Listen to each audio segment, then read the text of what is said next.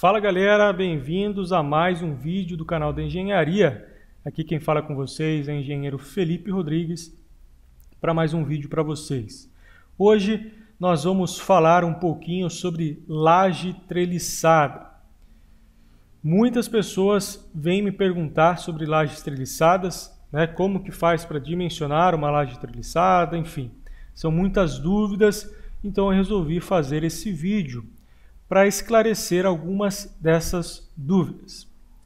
O que nós vamos tratar neste vídeo aqui? Nós vamos entender como é o funcionamento de uma laje treliçada. Como ela vai receber as cargas e como a gente pode partir para o dimensionamento deste elemento.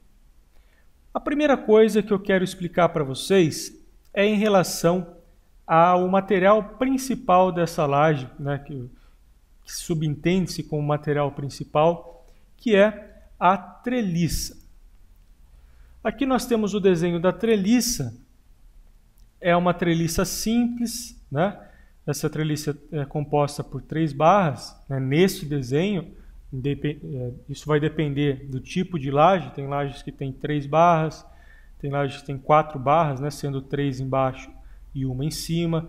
Tem lajes que tem 5 barras, sendo 4 embaixo e 1 em cima. Enfim, vai depender do tipo de laje que você está trabalhando. Mas o modelo simples de uma treliça é isso daqui. São 3 barras que vão compor esse triângulo aqui, uma estrutura, pode ser chamada estrutura espacial de nós fixos, e que são interligados por esse senoide, Essa armadura em formato de senoide que faz a interligação entre essas 3 barras e, logicamente, faz a distribuição de tensão entre essas barras. O que nós temos que entender deste tipo de componente? Esse componente aqui ele vai trabalhar com tensões parecidas com as tensões das vigas. Essas duas armaduras inferiores vão trabalhar a tração e essa armadura aqui ela pode ou não trabalhar a compressão. Ela pode ser simplesmente uma armadura de montagem ou também ter uma função de armadura de compressão. Vai depender do tipo de laje que você está trabalhando. Mas nós podemos interpretar assim: armaduras inferiores de tração e armaduras superiores de compressão. E esse senoide vai fazer com que ela resista a partes da tensão de cisalhamento dessa vigota, Ela vai receber essas cargas de cisalhamento, essas tensões de cisalhamento, e vai fazer a distribuição para as barras longitudinais. Como que nós fazemos a interpretação técnica deste material, desse componente? Qual é a nomenclatura que esse componente tem? Falando apenas da treliça, Nós não estamos falando da laje em si, quando a gente coloca aqui aquela camada de concreto, que é chamada de sapata, neste caso aqui, nós estamos falando apenas da treliça pura metálica. A nomenclatura dela, geralmente tem um código aí que começa com TR, e depois ela é composta por alguns números, E esses números significam alguma coisa, logicamente. E o que significam esses números? O primeiro número, que pode ser composto de 1 ou 2 números, é em relação à altura dessa treliça. Então nós temos aqui a altura dessa treliça, que é composta da altura final desta barra até a base, Isso é a altura de uma treliça, conforme mostra para vocês aí no desenho. O segundo número, ou o terceiro número, dependendo do tipo, nós temos a bitola da armadura superior. Então, a armadura superior, nós temos, após esses 2 primeiros números, ou o primeiro número, dependendo da treliça, a bitola da armadura superior. E o terceiro número é a bitola do senoide, É a bitola desta armadura aqui em diagonal.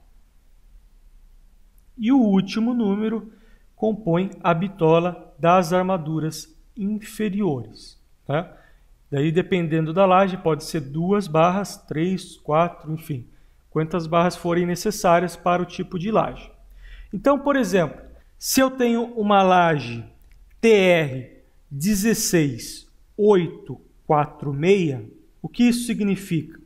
Que eu tenho uma treliça de 16 centímetros de altura, com a bitola da armadura superior de 8 milímetros, a bitola do senoide de 4,2 milímetros e a bitola das armaduras inferiores de 6 milímetros. Então é assim que a gente interpreta, né? É TR 16856, é exatamente todas as informações que eu preciso saber sobre essa treliça, certo? Então, entendendo a treliça, entendendo que ela trabalha como uma armadura de vigas, né?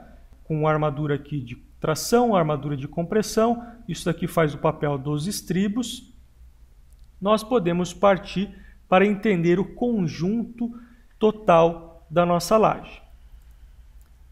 Nós temos aqui o conjunto total da laje, que é composta pela treliça, mais a sapata, que é essa parte aqui de concreto, que faz a união e a vedação dessa treliça em relação aos elementos de enchimento, que nesse caso aqui é uma capa cerâmica, para que a gente evite de ter que usar formas, tá? É por isso que a gente utiliza essa sapatinha aqui. Isso aqui é um concretinho magro, tá? Dependendo do tipo de fabricação da treliça, nem podemos considerar a resistência desse concreto. Mas como em geral as treliças trabalham a tração aqui embaixo, isso também é irrelevante. Temos aqui os nossos elementos de enchimento, né? Esses elementos são inertes, então ele tem a única e exclusiva função de preencher um espaço vazio para evitar que seja preenchido pelo concreto, né? Isso acarretando aí numa redução de peso dessa laje. Então esses são os elementos que compõem a nossa laje. Também temos aqui uma transversina. O que é uma transversina? É uma nervura transversal que faz a ligação entre todas essas treliças. Isso, em algumas obras, nem é necessário fazer execução. Quando os vãos são grandes, né, acima de 5 metros, o ideal é colocar uma transversina, que é nada mais do que afastar essas capas aqui, deixar um vão que seja equivalente mais ou menos à largura dessa sapata aqui da treliça, e depois, na hora do preenchimento, colocar aqui, logicamente, uma forma, né, uma tábua ou, sei lá, um elemento aqui de vedação para que faça a forma dessa transversina, para que o concreto não vaze para baixo. Depois, na hora da concretagem, aqui também vai virar uma nervura, certo? Também podemos fazer, por exemplo, essas transversinas de modo a transformar essa laje unidirecional numa laje bidirecional, ou seja, uma laje treliçada armada em 2 direções, né? Também não é incomum a gente encontrar aí em algumas obras, até porque lajes bidirecionais têm uma distribuição muito melhor do que lajes unidirecionais, certo? Mas nesse caso aqui, estou colocando essa transversina apenas para exemplificar, certo? Mas afinal, como que essa laje funciona, né? Como que nós podemos fazer as considerações de tensão nesses elementos para que aí a gente possa fazer o cálculo de uma treliça, por exemplo? Aqui nós temos um exemplo da laje já concretada, né? E vejam só como ela fica. Nós temos aqui os elementos de enchimento e nós temos uma capa que também pode ser considerada aí como uma camada de compressão, e essa camada de compressão ela trabalha em conjunto com a nossa treliça, né? Então, Quando nós vamos fazer o cálculo de um elemento dessa treliça, o que nós temos que fazer, pessoal? Nós temos que primeiro encontrar a nossa área de influência. Como eu já comentei várias vezes aí, em vários vídeos, uma área de influência é a área que um elemento vai receber de carga, né? Então, por exemplo, eu tenho aqui a minha vigota e a minha área de influência para esta vigota, ela pega do meio desse elemento de preenchimento até o meio desse elemento de preenchimento. Então, esta aqui, ó, é a nossa área de influência. Imaginem só que eu tenho isso daqui e essa é a minha área de influência, pessoal, né? Então, quando eu for fazer o cálculo dessa treliça, né, eu tenho que pegar a carga total que está distribuída aqui nesse painel e dividir, né, encontrar essa carga que vai ser distribuída apenas nesta área aqui. E vamos transformar em uma espécie de carga linearmente distribuída, para que a gente possa aplicar na nossa treliça. Certo? Então, o primeiro passo é encontrar a área de influência de cada treliça.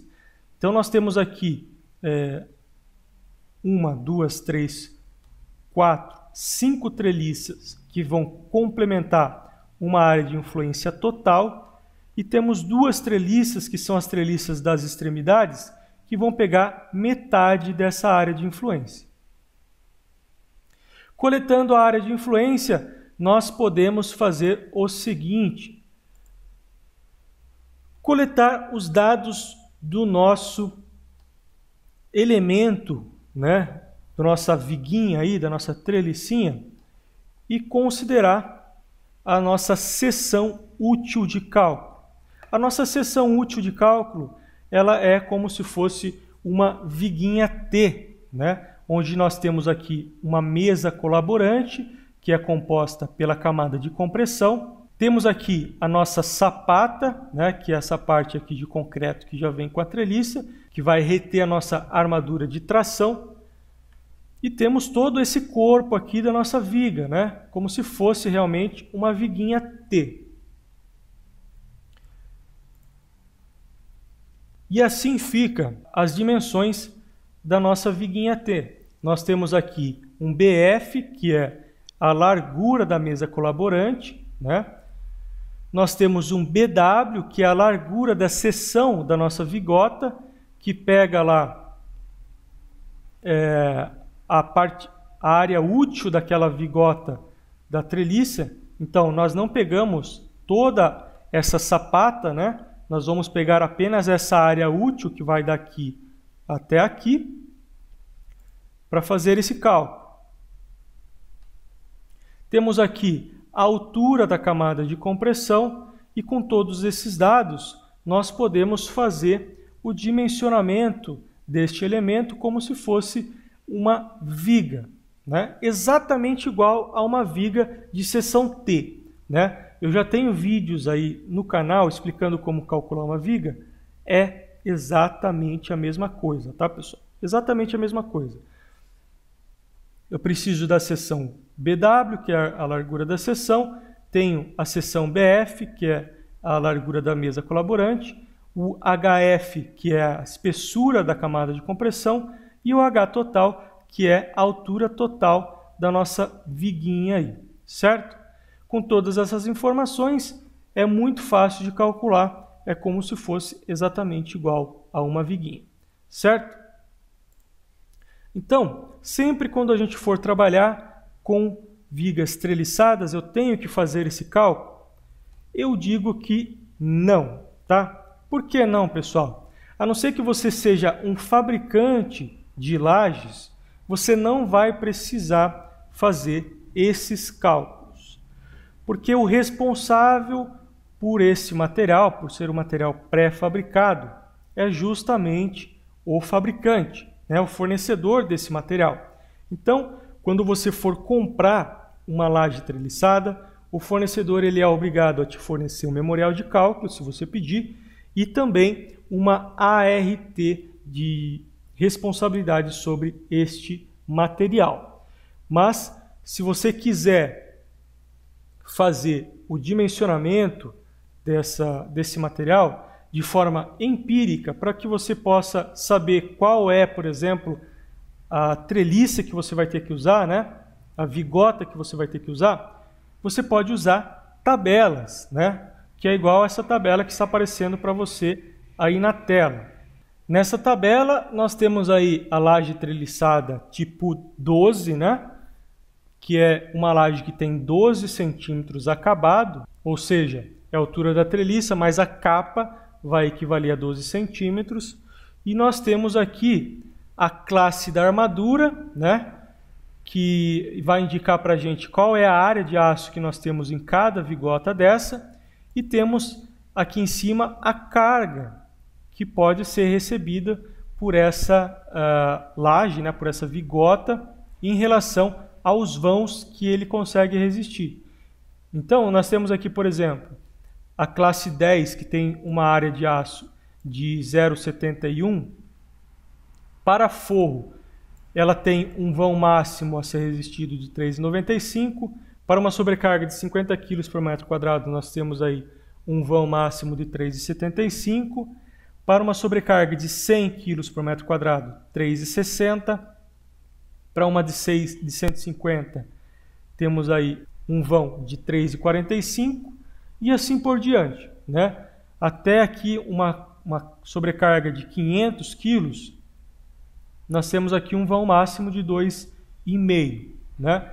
Então, se você quiser fazer aí, de certa forma, o pré-dimensionamento, escolher ali uma laje que você precisa, é só vir numa tabela como essa, que geralmente é fornecida pelos próprios revendedores aí de laje, e você pode fazer aí o pré-dimensionamento desse material, certo?